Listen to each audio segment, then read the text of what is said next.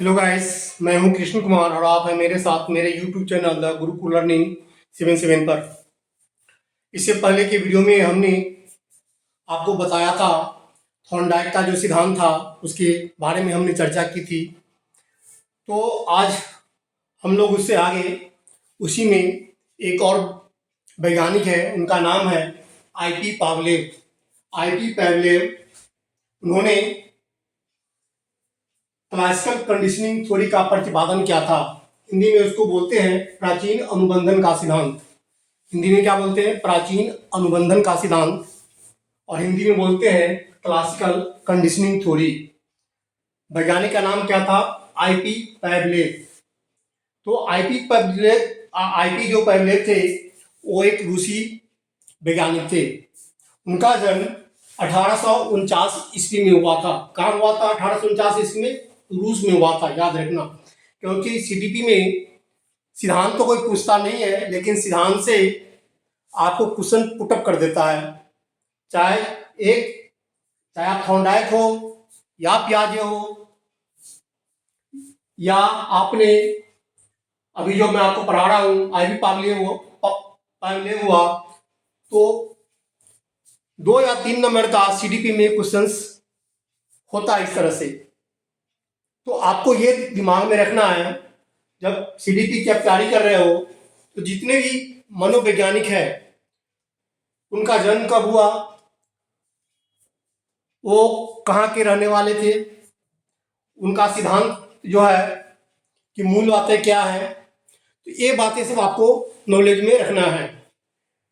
तो मैं आपको ये बता रहा था, जो आईपी पावलेव थे वो रूसी वैज्ञानिक थे और उनका जन्म 1849 ईस्वी में हुआ था और मृत्यु उनकी 1934 ईस्वी में हुई थी। तो रूसी शारीरिक वैज्ञानिक थे। रूसी शारीरिक वैज्ञानिक होता कौन है? जो फिजिकल प्रोफेसर होते हैं, जो जियोलॉजी के होते हैं, आपने जैसे एमबीबीएस जानते होंगे। तो इन्होंने क्या किया था, जो प्रयोग किया था कुत्ते पे, थॉर्नडाइक ने बिल्ली पे प्रयोग किया था, इन्होंने कुत्ते पर प्रयोग किया था। तो आपको आगे मैं बताऊंगा कि उन्होंने कुत्ते को क्या किया था। कुत्ते की जो आंख होती है उसका उन्होंने ऑपरेशन कर दिया था प्रयोग के लिए, और बाद में वो इतना प्रसिद्ध हो गए इस प्रयोग से, उनको इस प्रयोग से रूस का प्रथम नोबेल पुरस्कार मिला। पूरे रूस में उस समय किसी व्यक्ति को नोबेल पुरस्कार नहीं मिला था।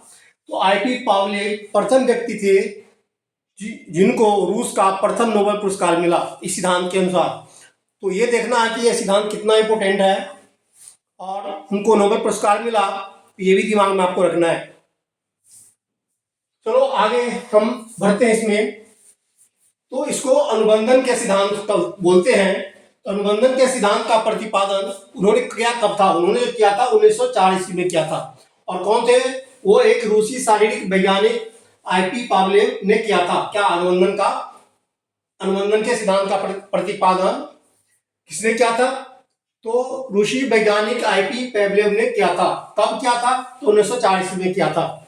नेक्स्ट जो है, उनके सिद्धांत के अनुसार अधिगम की क्रिया अनुक्रिया रिस्पॉन्स से प्रभावित होती है।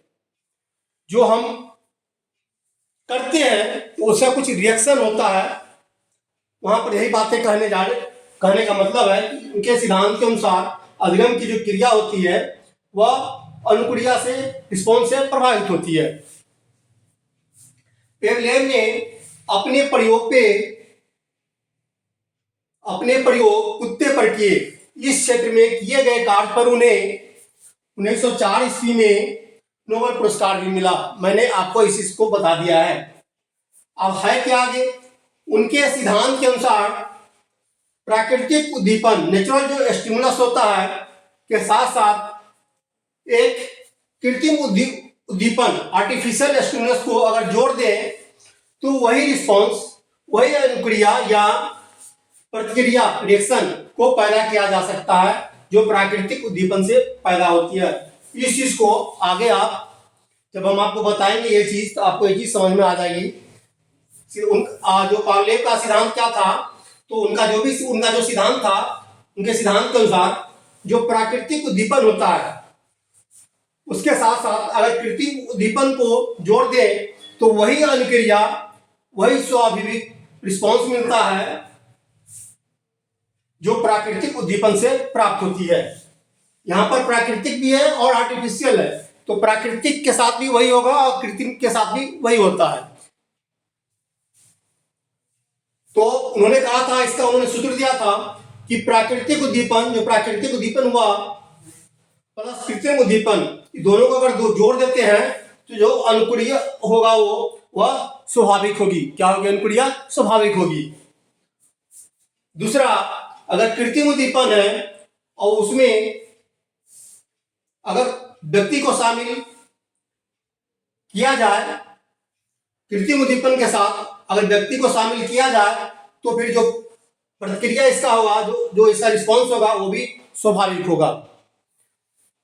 तो इसके लिए पावलेव ने कुत्ते पर प्रयोग किया। तो पावलेव का जो कुत्ते पर प्रयोग है, पावलेव्स एक्सपेरिमेंट ऑन द डॉग, कैसे है मैं आपको बताना चाह रहा हूँ।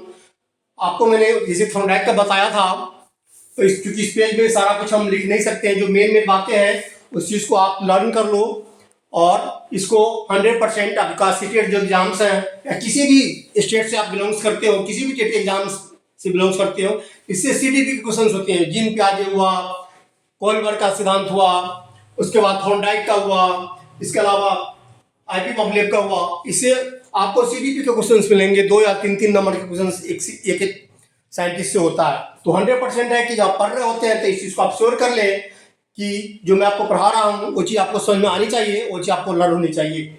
तो उन्होंने एक कुत्ते पर प्रयोग किया। उन्होंने किया क्या, एक कुत्ते को बंद कर दिया एक कमरे में, जहां पे उसे एक घंटी की आवाज सुनाई पड़ती थी। उसको ऐसे बांध दिया गया कुत्ते को कि उसको जो आवाज है, बाहर जो घंटी बजेगा तो उसको आवाज सुनाई दे। तो होता क्या था,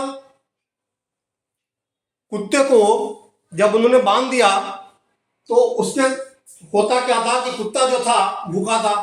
जैसे थॉर्नडाइक ने जो प्रयोग किया था तो बिल्ली पे, तो जो यहाँ पर कुत्ता है वो भी भूखा होता है और उसको कमरे में बंद कर दिया जाता है। और जब बंद कर दिया जाता है तो कुत्ते को भी खाने के लिए कुछ चाहिए। तो खाने से पहले पावलेव ने क्या था कि घंटी बजाते थे, वो बाहर घंटी बजाते थे और उसके बाद उसको फिर खाना मिलता था। एक प्रयास हुआ तो जो ही घंटी बजाते थे तो प्रयोग करते थे कुत्ते के साथ कि कुत्तों को जो घंटी बजाने के साथ जो भोजन देने की जो प्रक्रिया होती थी तो उसमें कुत्ते के मुंह से लार निकलता था। तो उस लार को वो बार बार एक बोतल में एकत्रित करते थे। आज पावलेव क्या करते थे, जो कुत्ते के जो लार होते थे प्रतिदिन जो प्रयोग करते थे, तो खाना देने के क्रम में, खाना देने से पहले वो घंटी बजाते थे। घंटी बजाने के बाद भोजन जब देते थे तो ऑटोमेटिक उसके मुंह में लार आ जाता था। तो वो लार को क्या करते थे, एकत्र करते थे वो, क्योंकि वो उनको रिसर्च करना था, वो रिसर्च कर रहे थे, शोध कर रहे थे। तो इस तरह करते करते वो उसको इकट्ठा कर रहे थे लार को। तो उसमें होता क्या है, अब धीरे धीरे क्या हुआ, 1 बार 2 बार 3 बार 4 बार इस तरह जो प्रयास होते रहे, बाद में उस कुत्ते को क्या हुआ, उस कुत्ते के साथ ये हुआ कि इन्होंने क्या, घंटी तो बजाया प्लस खाना नहीं दिया। घंटी बजाने के बाद खाना कुत्ते को नहीं दिया। तो उसके बाद उन्होंने जो टेस्ट किया कि खाना नहीं देने के बाद भी उस कुत्ते के मुंह से लार निकला। यहां पर यही मेन बात समझने की है, जितना लार उसको भोजन करने से पहले निकलता था उतना ही लार उसको, घंटी तो बहुत बजा लेकिन भोजन नहीं मिला तभी उसको उतना ही लार निकला। तो इस पर आपको यह समझना है कि जो भोजन था वो क्या है, भोजन एक प्राकृतिक उद्दीपन हुआ। क्या हुआ, एक प्राकृतिक उद्दीपन भोजन हुआ, और घंटी जो बजाना हुआ वो कृत्रिम उद्दीपन हुआ। तो देख लो, प्राकृतिक उद्दीपन प्लस कृत्रिम उद्दीपन, इस दोनों में क्या हुआ, लार निकला कुत्ते को। अगर आप घंटी बजाकर आपने खाना दिया तो घंटी सुनकर क्या होता है, वह सचेत होता है कि हमें खाना मिलने वाला है। चाहे उसको खाना उस समय नहीं मिला हो, लेकिन वह ये होता है कि अब हमें खाना मिलेगा तो उसके मुंह में लार आना शुरू हो जाता है। तो यही है यहाँ पे कि भोजन क्या हुआ, प्राकृतिक उद्दीपन हुआ, और घंटी बजाना कृत्रिम उद्दीपन हुआ। और दोनों को अगर जोड़ दिया जाए, दोनों को यहाँ वहीं पर का जोड़ देने से वही अनुक्रिया या प्रतिक्रिया को पैदा किया जा सकता है जो प्राकृतिक उद्दीपन से होता है।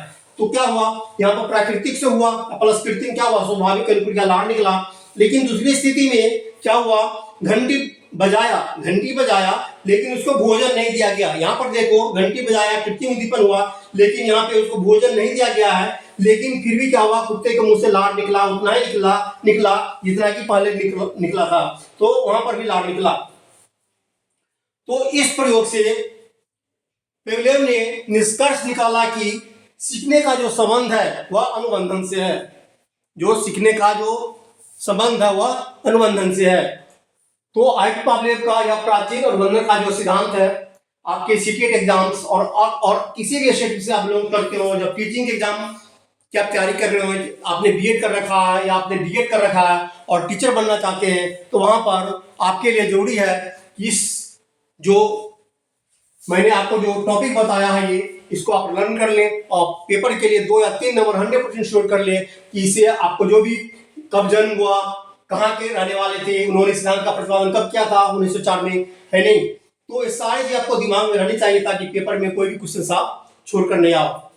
तो अगर आपको लगता है कि हमारा यह वीडियो आपके लिए लाभदायक है तो आप हमारे चैनल द गुरुकुल लर्निंग 772 को आप सब्सक्राइब करें, दोस्तों के साथ शेयर करें और उसको अपने जो आपकी तैयारी है उसमें आपको काफी लाभदायक साबित हो, इसके लिए आप पढ़ते रहें। आज अपना टॉपिक मैं यहीं पर खत्म करता हूं और नेक्स्ट टॉपिक में हम आपसे मिलते हैं।